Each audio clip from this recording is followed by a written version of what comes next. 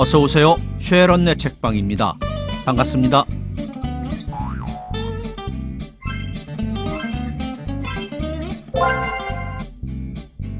오늘 이 시간은 25 청춘에 유조란 천재작가 나도양 선생의 계집 하인을 준비했습니다. 계집 하인은 1925년 조선문단에 발표한 단편소설인데요. 여자 하인을 고용하는 과정을 사실적으로 묘사하고 있지만 내면에 깔려있는 부정적이고 처절한 현실 자각은 당대의 아픔을 잘 표현하고 있다는 평가를 받은 역작입니다. 계집 하인, 바로 시작합니다.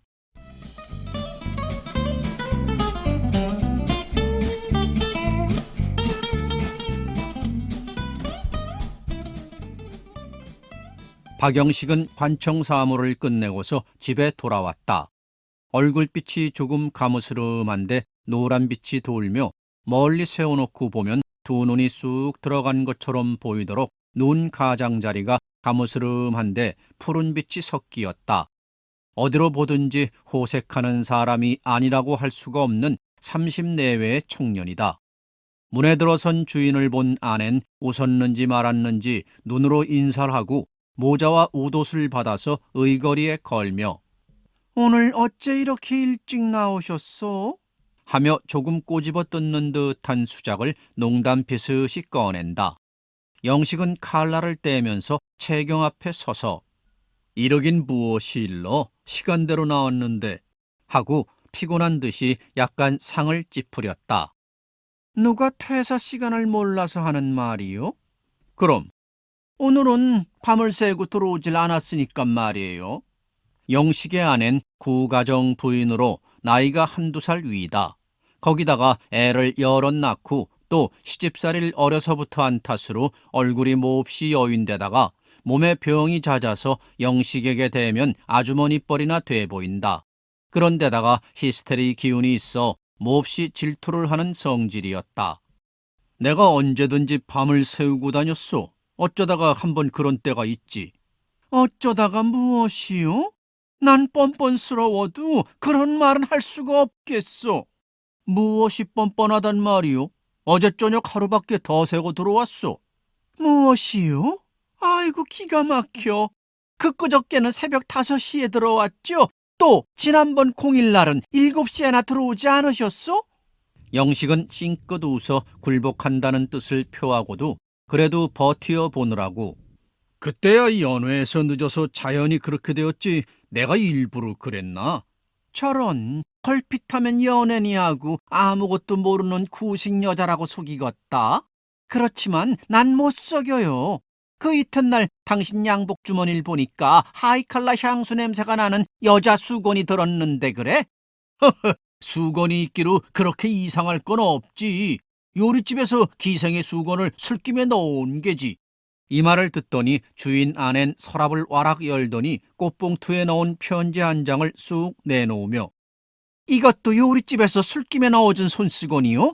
자, 어서 오늘 저녁엔 이 편지한 여자에게 가서 밤이나 새고 오시오. 나같이 늙어빠진 년을 어떻게 당신 같은 젊은이가 생각할 수 있겠소? 밥이나 짓고 빨래나 하지." 영식은 봉투를 물끄러미 보다가 상을 잠깐 찌푸리며 "이게 어디서 왔소?" 하며 피봉을 이리저리 뒤적거려 보았다.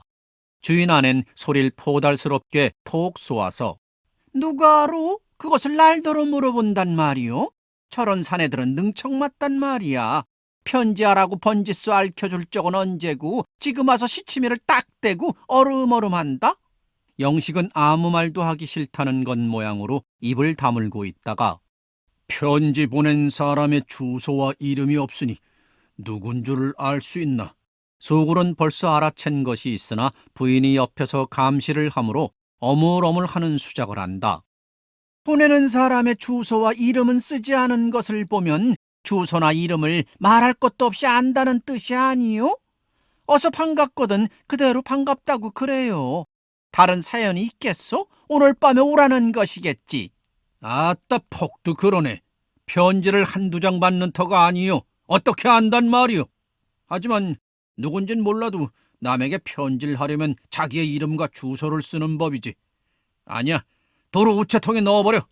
하고 짐짓 화나는 체하고 편지를 뜯지도 않고 장머리에다 올려놓았다. 그것은 아내의 마음이 풀리면 슬그머니 갖다 보자는 수작이다. 왜 보시질 않소? 어서 보고 가보시구려. 내 혼자 집 보고 있을게. 서로 이렇게 찢고 까불다가 아내가 대관절, 난 혼자 살림살이는 참 못하겠소. 하고 주인의 약점을 쥐인지라 거침없이 요구가 나온다. 할멈이 간호에 혼자 숱한 살림살이를 하자니까 사람이 죽겠구려.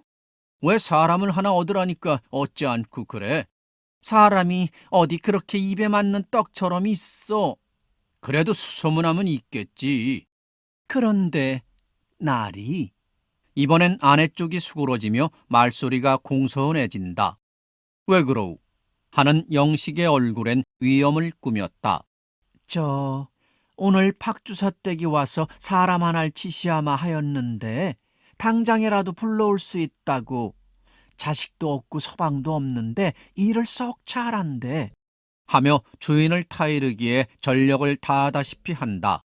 나이는 얼마나 되었는데? 영식이 나이 묻는 것도 싫어서. 나이는 아무렇거나 알아 무엇하시려? 아따, 나이 좀 물은 것이 잘못이란 말이오. 나인 퍽 젊답니다. 자세 물어보진 않았으나. 그렇지만 일도 잘하고 사람도 괜찮대. 나이 젊다는 것을 들은 영식은 비록 이상한 야심이 생긴 건 아니지만 쓸데없는 호기심이 생겨서 그러면 데려오구려. 월급은 전에 있던 노파와 똑같이 주겠지. 그렇지. 아낸 잠깐 주저주저 하더니 말할 듯 말 듯 하더니 급기야 입을 열어서 그런데요. 인물이 어떻게 생겼는지는 알 수 없으나 박주사 댁 말을 들으면 인물 하나가 안 되었다고. 주인이 말을 듣더니 인물이 어떻게 해? 하며 놀라는 듯이 아내를 본다. 그게 아니라 어려서 불에 뒤어 얼굴을 찍어맸다고요. 그럼 보기 싫을걸? 그래서 박주사 댁도 보고서 쓰랴거든 쓰고 말랴거든 말라는데 얼굴이야 무슨 상관 있어? 일만 잘하면 고만이지. 그렇지만 너무 보기 싫으면 어떻게 하우? 보기 싫어도 눈 있고 코 있겠지. 반쪽은 아닐 테니까. 하지만 안 됐어. 사람이란 인상이 나쁘면 못 써. 더구나 친구가 많이 다니는 우리 집에서 불쾌하게 보여서는 안 될걸. 외국에선 호텔이나 큰 상점의 여사무원들도 무엇보다도 인물 시험부터 본다우. 글쎄, 인물만 해반주룩 하면 무엇하우. 일이 첫째 목적인데 일만 잘하면 고만이지. 인물만 이쁘면 첩을 삼을 테요? 희똑똑하고 석경 앞에서 떨어질 줄이나 모르면 그런 고지를 어떻게 한단 말이요? 그래도 사람은 외양에 있지. 그렇게 보기 싫거든 조금 더 기다려 보아서 다른 데 마땅한 것을 데려오지. 아낸 화를 버럭 내며 글쎄 딱하기도 하시오. 어느 천년에 다른 것을 데려온단 말이요. 좀 보. 하고 툇마루 끝으로 나아가서 빨래 광주리를 헤치면서 이렇게 빨래가 쌓였구려. 요새처럼 날 좋을 때 하지 않고 언제 한단 말이요. 큰댁 생신이 며칠 안 남았는데 그동안의 준비는 누가 다 하오? 옷도 한 벌씩은 지어 입어야지. 어린 것들은 벌거벗겨 데리고 가오. 난 시방이라도 데려올 터이야. 그런 것이 아니야. 왜 김주사집에 있던 사람 얌전하더군. 일주일만 지내면 오마고 했으니 그 사람을 데려오지. 아낸 하품을 하며 이 일주일을 언제 기다린단 말이요. 난 모르겠어. 남의 생각은 조금도 할 줄 모르니까 내가 부릴 사람 내가 데려온다는데 웬 걱정들이요? 그럼 나도 모르겠어. 하고 싶은 대로 하구려. 내 그렇게 악질 쉬는 것은. 하고 돌아앉으니까 아낸 그 말이 떨어지기가 무섭게 염려 말아요. 내 데려올게. 그날로 양천집이 왔다. 오고 본즉 주인 아내도 육해치 못할 만치 흉한 얼굴을 가졌다. 한쪽 얼굴이 눈 하나를 어우러서 뺨까지 대패로 깎은 듯하고 따라서 눈알이 껍질이 벗겨져서 툭 불그러졌다. 그래 한눈이 유달리 크므로 다른 한쪽은 또한 몹시 작아 보인다. 거기다가 곰보요 머리는 쥐가 뜯은 것처럼 군데군데 났다. 단 손이 크고 발이 크다. 하지만 아낸 말을 하지 못하고 다만 남편이 들으란 듯이 참 꼴불견이라더니 개 두고 맞췄어. 이 일은 참 잘해요. 설거지하는 것이라든지 쓰개질하는 것이 똑 황소같이 세차게 해. 하고 남편 옆에서 넌지시 말을 하였다.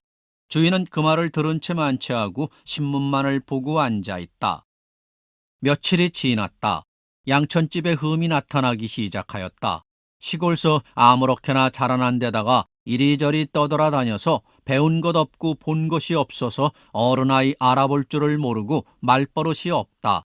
거기다가 성미가 뾰롱뾰롱하고 소갈머리가 없어서 어떤 때는 주인 아내의 눈짓하는 것도 모르고 제멋대로 하는 때가 있다. 그럴 때마다 주인은 상을 찌푸리고 코웃음을 친다. 어떤 때는 통내외하고 다니는 친구가 와서 보고 주인 귀에다 몰래 아이고 내 보내게 못쓰겠네. 첫째 남 볼성이 사놔 하며 권고를 한다. 그럴 때마다 주인은 나도 안 해. 하지만 온 지가 열흘도 못 된 것을 어떻게 내보내나? 차차 하고 대답만 하여 두었다. 이 눈치를 챈 주인 아낸 그 친구를 몹시 미워하기 시작하였다. 별 걱정을 다 하네. 오지랖도 꽤 넓지. 남의 집 살림 걱정까지 하게. 하며 옆에다 세워놓고 욕을 할 적이 있었다. 그럴 적마다 주인은 치밀어 올라오는 분을 참는다. 학교 다니는 12살 먹은 큰아들도 걸핏하면 찔거뱅이 애꾸눈이 하고 놀려먹는다. 그러면 그런 때마다 몽둥이찜이 내린다. 그것이 도화선이 되어 내외 싸움이 된다. 집안에 위험이 너무 없어 하고 남편이 호령을 하면 아낸 자식들이 너무 버릇없어 하고 대든다. 공연히 사람 하나 데려온 것이 집안을 불화하게 만들어 놓았다. 그러자 양천집에게 하룬 기별이 오기를 동서가 죽었는데 초상 볼 사람이 없으니 급히 와달라 하였다. 양천집은 황망히 그리로 갔다. 일을 하다 말고 갔으므로 주인 아낸 어쩔 줄을 몰랐다. 어떻든 속히 오라고 하긴 하였으나 한시가 애깨액한지라 혼자 걱정만 하고 있었다. 그때 주인은 생각하길 이런 좋은 기회를 잃지 말고 다른 것을 불러오겠다 하였다. 그래서 하룬 아내를 동정하듯이 일하던 것을 그대로 두고 가서 어떻게 한단 말이요 하고 은근히 의논을 하였다. 글쎄 말이요. 빨래는 하다 말고 그대로 내버리고 가서 그것도 걱정이요. 내가 손이 나야 바느질이라도 할 터인데. 주인은 이 말을 듣더니 그것이 오고 가는데 적어야 이틀은 걸릴 것이요. 초상을 치르자면 사흘은 걸릴 터이니 적어도 닷새는 될 터이란 말이야. 그래요? 하지만 어디 그렇게 꼭꼭 날짜대로 일이 돼요. 조금 늦기가 쉽지. 그러면 여보, 그것이 날이 올 때까지 김주사 집에 있던 것을 데려다 둡시다 그려. 이 말에 솔깃한 아낸 하지만 어떻게 왔다가 도로 가라고 그런단 말이요. 무얼 돈량이나 더 주면 고만이지. 글쎄. 피차 타협이 되어 김주사 집에 있던 점순어멈을 데려왔다. 사람이 채나서 영리하고 인물도 반반하며 일도 하질 못하지 않고 말솜씨라든지 어린애 보는 것이 마음에도 솔깃하였다. 그러나 주인 아낸 쓸데없이 의심을 내어서 주인이 점순어멈에게 하는 행동을 눈여겨보지 않은 것이 없다. 점잖은 사람이 그럴 리가 있나? 하고 혼자 위로도 하였다가 그렇지만 알 수 있어야지. 그런 짓이란 옛날부터 없는 일이 아니고 하며 공연한 걱정을 한다. 그런 기색을 볼 때마다 주인은 혼자 웃으면서 속으로는 일상같이 노는 기생점고만 하고 앉아있다. 일주일이 지났는데도 양천집이 오질 않다가 열흘이 넘어서야 왔다. 문간에 들어서기 전까지도 혹시 내가 늦게 와서 다른 사람을 그동안에 두지나 아니하였을까 하는 걱정이 생기며 공연히 가슴이 두근거렸다. 시골서 서울까지 걸어오는 길에서도 손가락을 꼽아가며 발사 열흘이지 하다가 만일 다른 사람이 있으면 난 내쫓길 터인데. 하고 걱정이 되어 애꿎 눈을 두리번 하였다. 실상은 늦게 온 것이 아니라 집신이 떨어져서 그 값을 버느라고 옆에 집 방알 이틀 동안 쥐어준 죄밖에 없는데. 이렇게 걱정이 되어서 궁리가 대단하여 만일 나가라면 그 집에서 찾을 돈이 얼마나 되누? 열흘 동안 있었으니 한 달에 3원을 몇으로 쪼개야 되나?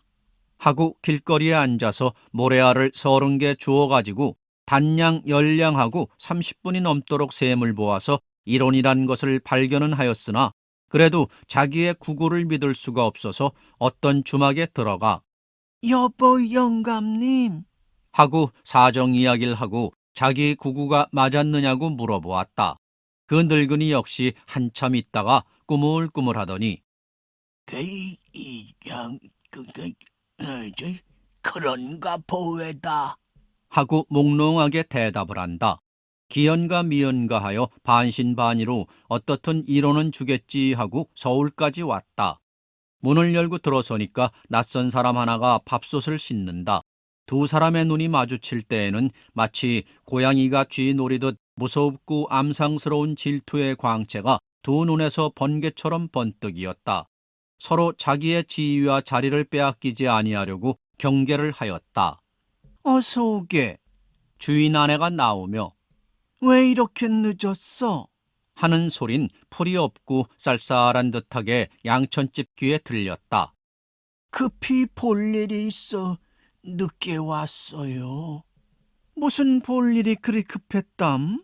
양천집은 마루 끝에 와 서서 주인 아내를 보며 저 사람 누구예요?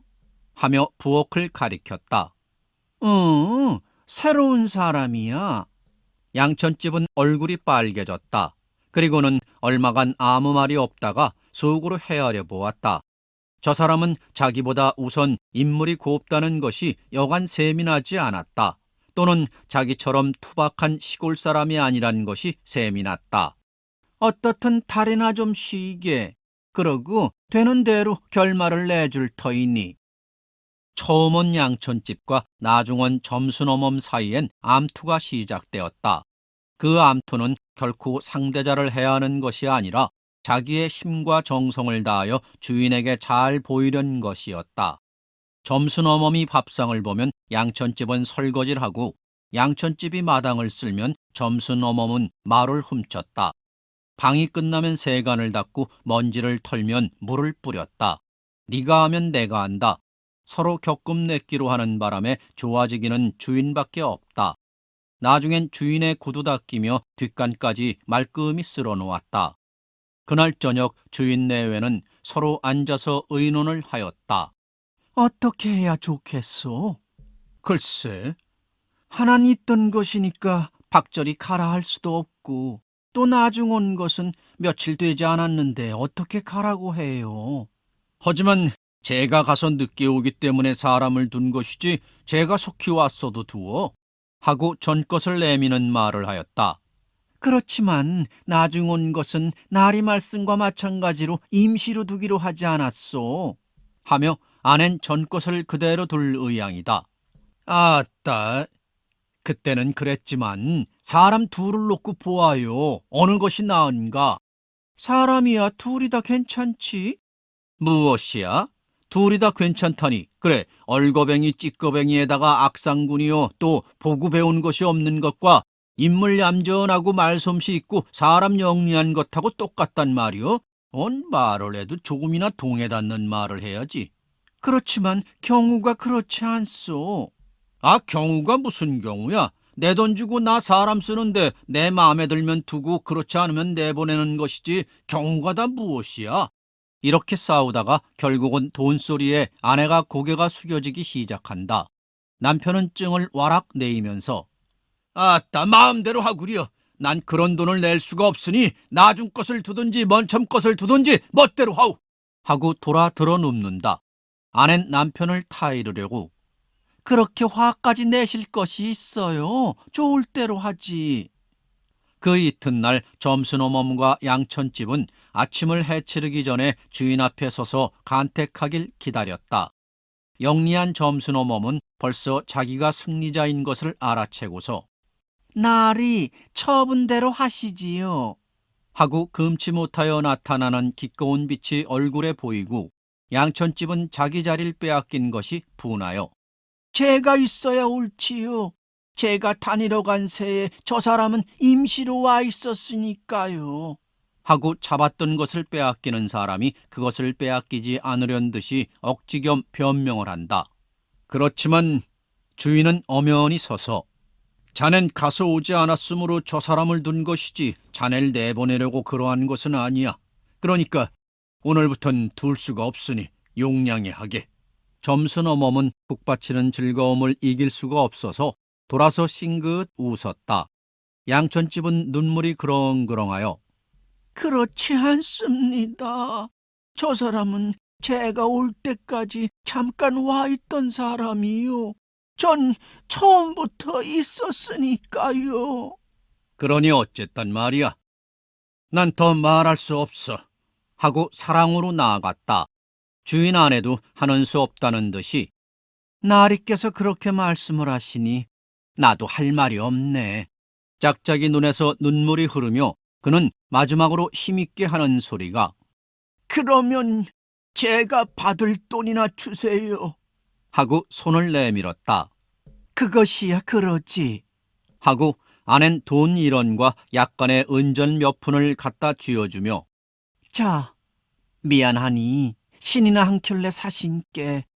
하고 양천집의 손에 돈이 놓일째 그는 눈물이 젖은 얼굴이 반갑고 좋은 마음에 실룩실룩하고 떨리더니 마음이 저기 풀리어 인사를 하고 문 밖으로 나아갔다.